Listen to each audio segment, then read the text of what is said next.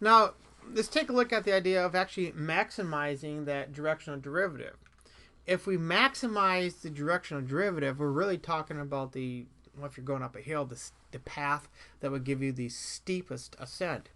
So suppose we have a function of 2 or 3 variables, and we want to know which direction from a given point on the surface we must travel in order to maximize our rate of change.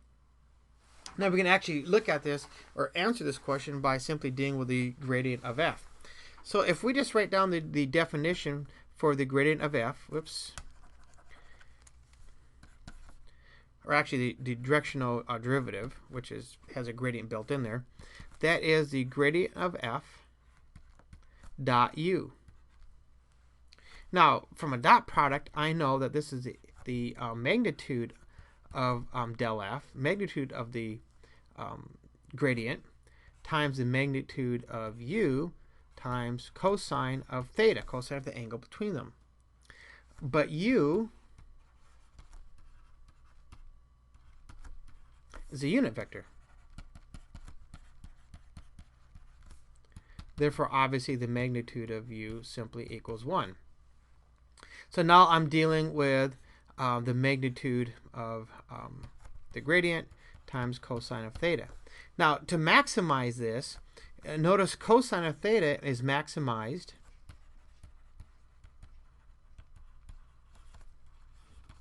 at theta equals 0, because that gives me cosine of 0, which is 1.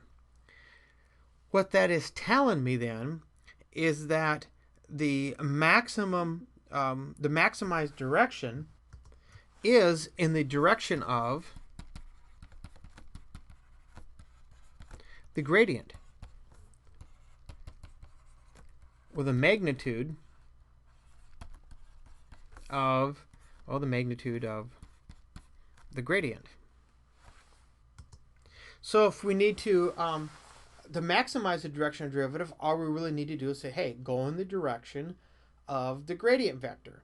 And that will, in fact, maximize your ascent if you're heading uphill.